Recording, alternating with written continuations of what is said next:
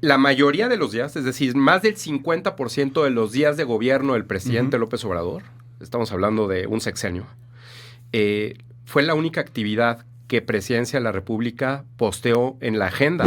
Para el presidente, su gobierno, pues bueno, pues era la forma de comunicar, pero también de gobernar, pero también de hacer la demostración de que estaba trabajando. Va a ser interesante ver qué va a hacer López Obrador sin este espacio de atención mediática de todos los días. A mí me parece que no se va a quedar callado.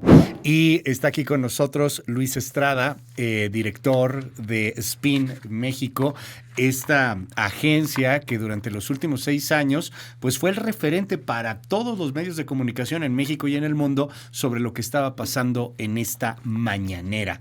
Querido Luis, qué honor tenerte en este espacio. Qué chamba la que te aventaste. ¿Cómo estás? Buen día. Gracias, Luis. Muy buenos días a todas y a todos. Muy bien, pues se termina un proyecto que arrancamos hace más de 5 años y medio y que buscaba documentar qué es lo que pasaba, cómo pasaba, para qué servía. Y creo que logramos nuestro objetivo en estas mañaneras del presidente López Obrador. ¿Cuántas fueron en total, contando la de hoy? Nosotros contamos de lunes a viernes, las conducidas por López Obrador, porque hubo otras que no condujo él y hubo unas en fin de semana. Solamente de lunes a viernes conducidas por López Obrador. La de ahorita, que dijo que iba a durar 10 minutos y ya lleva más de 1 hora. Es la última, ¿no? Por cierto, acaba de ganar el reloj. Sí, ya vi besos y toda la cosa. Hubo un beso que le dio el periodista de Baja California, Julio Omar Gómez, a López Obrador, que ya se llevó el reloj del presidente. El populismo es cursi. Es la 1436 de la de hoy. 1436. Wow. Eso es lo que nosotros contamos. Me llama la atención porque fue que el 7% de todo el tiempo de la presidencia, una cosa por el estilo, ¿no? Pues deja tú eso. Yo creo que más que contarlo, porque bueno, puedes sumar las horas que habló y ver cuántos días, en fin. La mayoría de los días, es decir, más del 50% de los días de gobierno del presidente López Obrador, estamos hablando de un sexenio, fue la única actividad que Presidencia de la República posteó en la agenda. Es decir, el presidente solamente tuvo la conferencia, según la agenda de Presidencia de la República, la mayoría de los días de su gobierno. Entonces, estamos hablando de, pues, no sé, se ponía el traje, no sabemos si se bañaba o no, llegaba a la conferencia, hablaba 2 horas o 3 horas, o a veces 3 horas y media, y después pues se quitaba el traje y pues una pijamita y a ver el béis, ¿no? Es que eso es trascendental. Presidente home office. Es un presidente home office y además lo único que veíamos en la agenda y todos los días a eso de las 6:50 ponemos la agenda del día, todas las actividades que va a haber. Es cierto, siempre era conferencia de López Obrador, se acabó, no había más. El fin de semana sí salía, sí tenía algunas giras. Y yo quisiera preguntarte, después de estos 6 años de un ejercicio, dicen, inédito, ¿qué balance hay? Pues mira, para ellos, para el presidente, su gobierno, pues bueno, pues era la forma de comunicar, pero también de gobernar, pero también de hacer la demostración de que estaba trabajando. Entonces, cumplía esas 3 por ese lado. Por otro lado, pues un instrumento, como todos los populistas, del tipo de presidente López Obrador, que comunicaba supuestamente directamente con el pueblo. Ellos dicen que lo veían millones de personas. Ahorita en el canal de YouTube puede cualquier persona meterse y ver.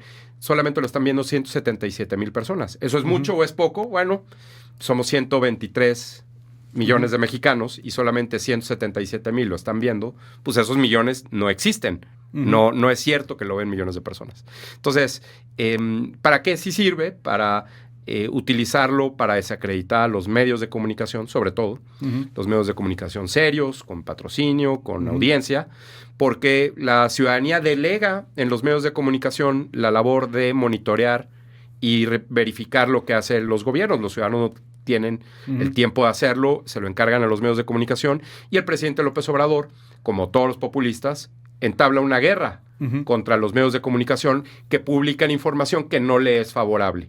Ya déjame decirte, el viernes, por ejemplo, el presidente atacó directamente a Proceso, a una pregunta que le hicieron, los trató de desacreditar, pero pues el domingo que entra, Proceso publicará su revista, su número normal, y el presidente ya no tendrá la mañanera. El presidente no tendrá la mañanera, aunque también se habla mucho de una especie de poder detrás del trono. Hay quien dice que realmente no se va a ir, que va a seguir teniendo mucha influencia. tiene mucha influencia como gran populista. Hay gente que le ha llorado y que le dice que se quede. ¿Qué ves como experto en política y en comunicación en particular, Luis? Bueno, se va. La transición te dice mucho, ¿no?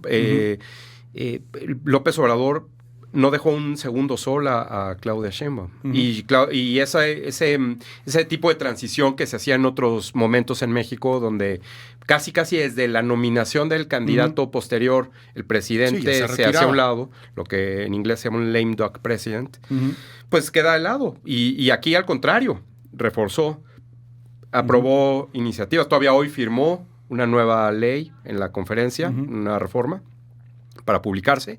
Entonces, yo creo que esa parte del presidente más interesante a mí me parece que las conferencias de prensa de Claudia Sheinbaum, que pues, va a ser la copia, y las segundas partes nunca fueron buenas y menos, y la primera no lo fue, va a ser interesante ver qué va a hacer López Obrador sin este espacio de atención mediática de todos los días. A mí me parece que no se va a quedar callado. Y ahí es donde vamos a ver realmente, independientemente de los análisis que se han hecho sobre si el gabinete tiene más gente de López Obrador o no, sobre si todos los que fueron electos en 2024, diputados, senadores, gobernadores, alcaldes, todos le deben a López Obrador y no a Claudia Sheinbaum, incluyendo la propia Claudia Sheinbaum, que se la debe a López Obrador. Independientemente de esa influencia y del eje o la concentración de López Obrador en el movimiento de la llamada Cuarta Transformación, independientemente de eso, vamos a ver realmente qué hace López Obrador con su ocio. Y ahí es donde vamos a ver realmente dónde está esta parte de influencia, ¿no? Hemos visto, y lo confirmaremos el próximo miércoles, al parecer, bueno, todo apunta, ¿no? Que el miércoles es la primera mañanera de Claudia Sheinbaum, aunque también ya la presidenta dijo que va a hacer su primer acto o los primeros actos en Acapulco por el desastre natural que hay. ¿Qué esperar ahí, tomando en cuenta que no cualquiera puede caernos en la punta del hígado o considerar que el tipo es la encarnación divina, ¿no? Pero no cualquiera se avienta 3 horas. Claro. No cualquiera puede agarrar y decir no pasa nada en Sinaloa. No cualquiera puede decir pues no, yo traigo otros datos. Claro. No cualquiera saca un detente y dice que el COVID con eso lo va a proteger. O sea, hacíamos esta recopilación. Pues de verdad es que no cualquiera, porque además López Obrador cree en todo lo que está diciendo. ¿Qué esperamos de una Claudia Sheinbaum muchísimo más moderada quizá o más formada en otro tipo, al menos de comunicación política? No, tienes razón. A mí me parece que todo va en función de las expectativas. Y las expectativas que se tenían respecto a López Obrador, al ser el primero en la historia que hacía este ejercicio, pues eran diferentes a las que tiene hoy Claudia Sheinbaum a ser la segunda en la historia.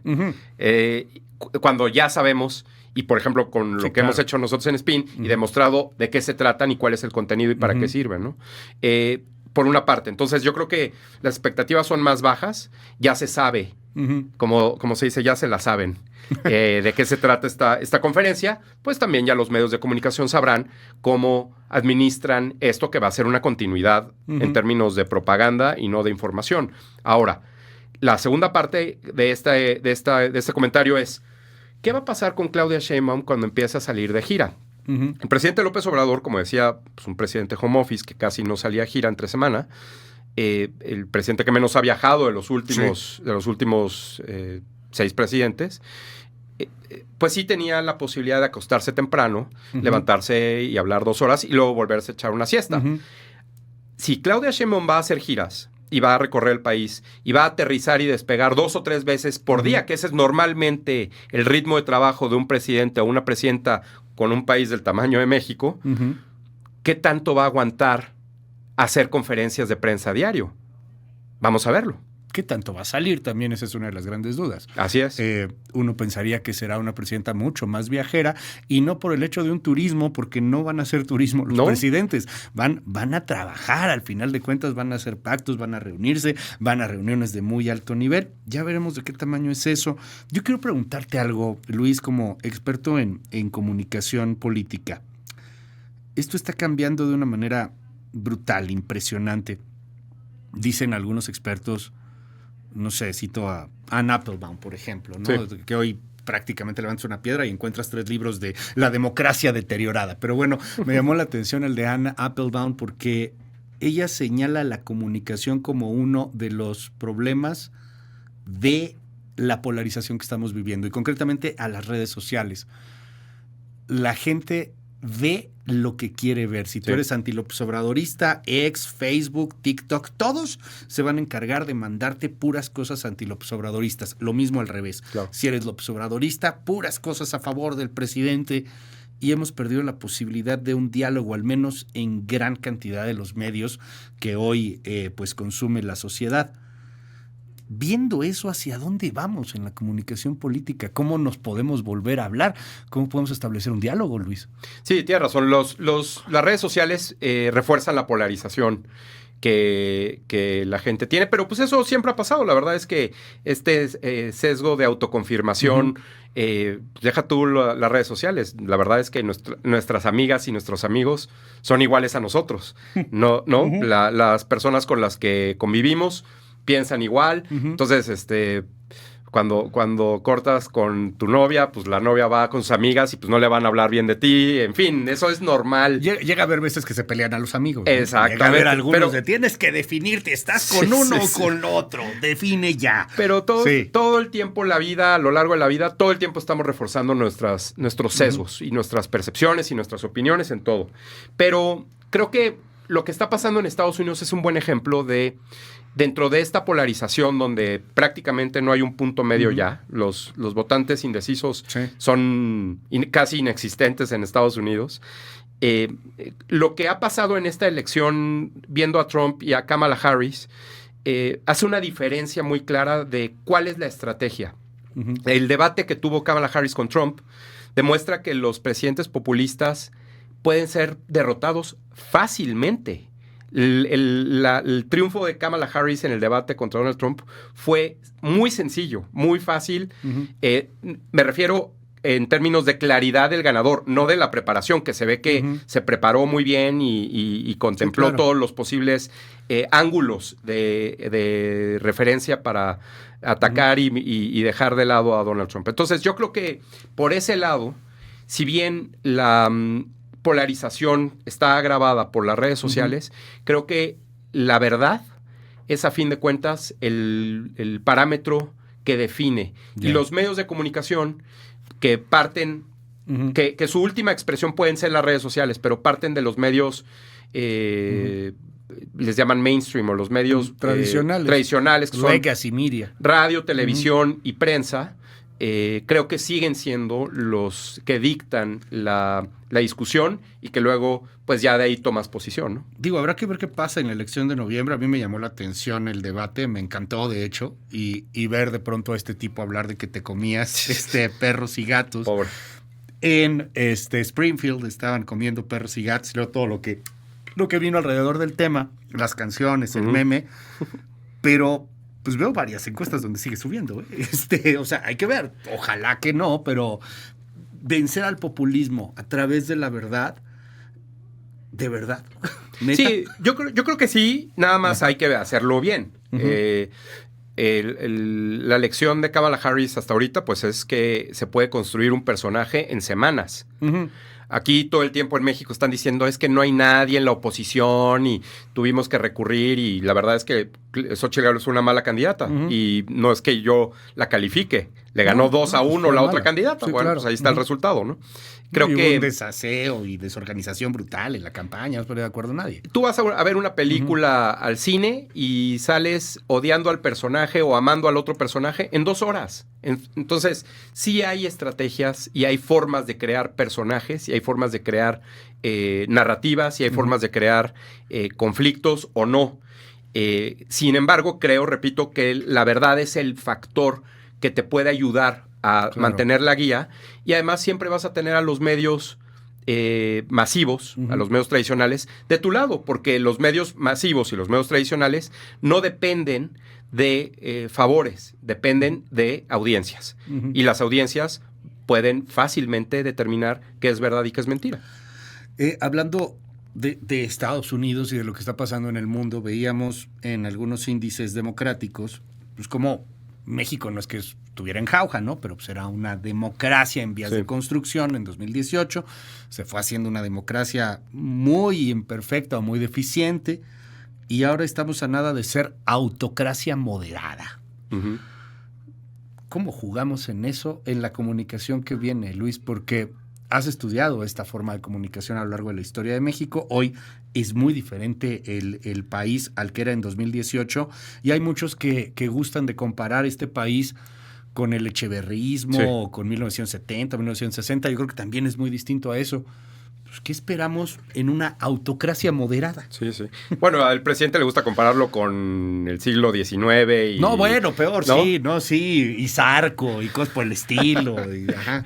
Bueno, ya tendrá el presidente tiempo de verificar lo que dijo de la historia, pero sí, es cierto que hay una, pues, una orientación a ver a México diferente. Sí hay un cambio.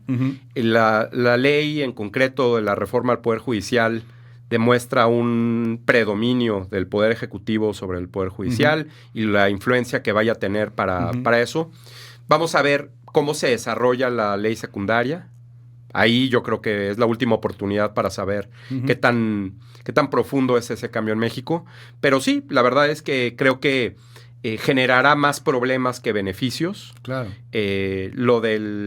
Lo que argumentan el gobierno, el presidente para justificar las reformas, pues no lo probaron. Hay dos factores que me parecen del cierre del presidente López Obrador muy claros en ese sentido. Primero, no hay una sola persona, excepto uno que estaba en la cárcel y luego salía a cenar, que esté preso por corrupción. No hay. Nadie. Cuando dijo que la corrupción era la principal razón por la cual, y lo siguen diciendo, por la cual ellos son diferentes, ¿no? Entonces no hay. Y esa persona que estaba ahí, pues salía a cenar a restaurantes estando en la cárcel, primero. Y segundo, en la encuesta de hoy, publicada en El Financiero, de todos los aspectos que se evalúan del presidente López Obrador, el aspecto que recibe la peor calificación es el combate a la corrupción. Entonces, la gente perfectamente identifica y sabe qué se hace y qué no se hace. López Obrador es el personaje, y ese personaje, esa fuerza política, insisto, guste o no, hay que reconocérselo, tiene hoy en El Financiero que es 68%, ¿no? 68, sí. Cierra así, altísimo en ese sentido, digo, se puede comparar, pero ahorita vamos a ese tema. Pero no así su gobierno. O sea, ¿cómo ves esos temas? Porque en las encuestas casi siempre pasa eso. López Obrador como personaje, como él, que cae bien, muy alto, y los que están calificando su gobierno siempre tienen, pues ahí sí, números bastante malos, reprobatorios incluso. Corrupción, seguridad, salud, etcétera. Pero aún así se lo perdonan todo a él. ¿Cómo funciona eso? ¿Qué pasa? Sí, hay una diferencia entre el personaje y su desempeño, ¿no? Para él mismo incluso. Yo creo que justo la conferencia de prensa es el momento en el cual el presidente hace política a través de la grilla, a través de estar hablando y comentando, como cuando él era funcionario público, pues así llegaban a las oficinas de gobierno, ¿no? Oye, ¿cómo ves? ¿Y quién crees que sea el bueno? Y viste el otro día, ¿no? Y horas, y de repente pues ya daba la hora de la comida, pues ya se tenían que salir a comer, no trabajaban nada, y así eran las oficinas de gobierno. Así es el estilo del presidente López Obrador. Pero en términos de la responsabilidad de gobernar, al presidente López Obrador me parece que no le gustó nunca gobernar. Y se veía ya molesto y cansado de estar lidiando con la realidad. Con los problemas de gobierno, y por eso mejor no viajaba. Por eso mejor no iba a ver qué sucedía. Si hay muertos, descabezados y violencia en Sinaloa, pues ¿para qué ir? Pues nada más le echo una llamada al gobernador, me dice que está todo bajo control y ya, listo, sigo viendo el béisbol. Entonces yo creo que a esa parte de la responsabilidad de gobierno se ve reflejada en la evaluación de los temas, ¿no?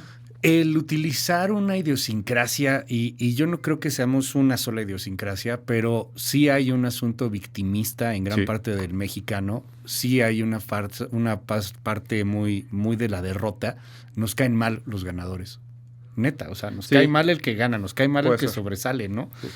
Eso lo ves ahí, aprovechó, porque, insisto y replanteo mejor la pregunta, lo repruebas en seguridad, lo repruebas en salud, lo repruebas en economía, pero el tipo me cae bien, lo apruebo. Sí. O sea, hay una cuestión en psicología que se llama Schadenfreude, que es la desgracia de la alegría por la desgracia ajena.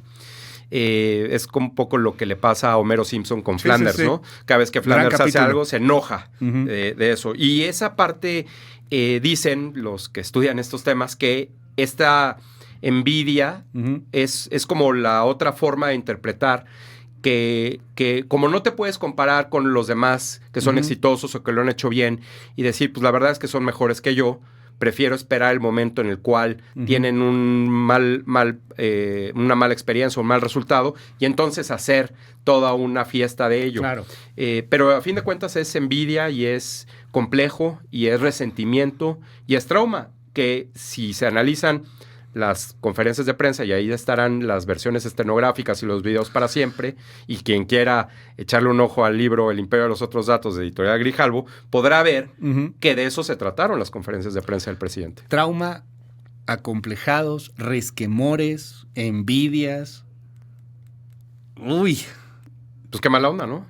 pues A mí- qué mala onda porque con eso ganaron, Luis. O sea, si eso te refleja al menos un sentimiento nacional, pues qué mala onda. Sí, qué mala onda, porque Ajá. a mí me da mucha pena ver a un líder, quizá el líder más importante de la política mexicana en los últimos 30 Ujú. años, reducido a eso en las conferencias de prensa. Cuando pudo ser el mejor presidente de la historia. Cuando tuvo Sin la gran problema. oportunidad. Ajá. O sea, el mejor presidente con resultados, porque para muchos lo es. Claro, no, o sea, cuando pudo tomar ese bono democrático y esa luna de miel, como Ujú. otros la llaman, para poder cambiar hacia un resultado que México podría haber aprovechado, Ya. como lo han hecho otros presidentes, por Ujú. cierto, como por ejemplo lo hizo Lula la segunda vez, Sí. no la primera, como lo hizo un poco Macron en Francia, en fin, Ujú. otros resultados que han demostrado que se puede, porque Ujú. 6 años es mucho tiempo, pero pues si lo dedicas a otra cosa y gastas tu energía en otra cosa, pues a fin de cuentas demuestras qué es lo que hay detrás. Luis Estrada, siempre es un honor por platicar contigo. No, hombre, al contrario, y gracias. ojalá que sigamos platicando de muchos otros temas. Por supuesto. Y por cierto, si tiene usted curiosidad en estos asuntos, si quiere ver datos, El Imperio y los Otros Datos, Editorial Grijalvo, está disponible en todas las plataformas. Vale la pena echarle un ojo. Ahí lo puede comprar rápidamente en Amazon o en donde quiera. Vale la pena, téngalo ahí Gracias, como Luis. una referencia. Gracias, Luis. Hoy publicaremos, gracias, la última infografía, la 109. Ujú. Finalmente 109, se te cierra aventaste. este capítulo. Muchas gracias, Luis, por Te todo. y veo gracias a más todos y a todos. ligero. No, hombre. Sí, o sea, Feliz. como que feliz, como ya acabamos. Ya, mañana vamos a levantarnos tarde. Ah, qué bueno. Ah, qué envidia. Gracias. Es Luis Estrada. Gracias a ti. De Spin y visita la página de Spin. Por cierto, felicidades. 14 años de Spin. Sí, ya casi 14 años. Muchas felicidades, Luis. Gracias.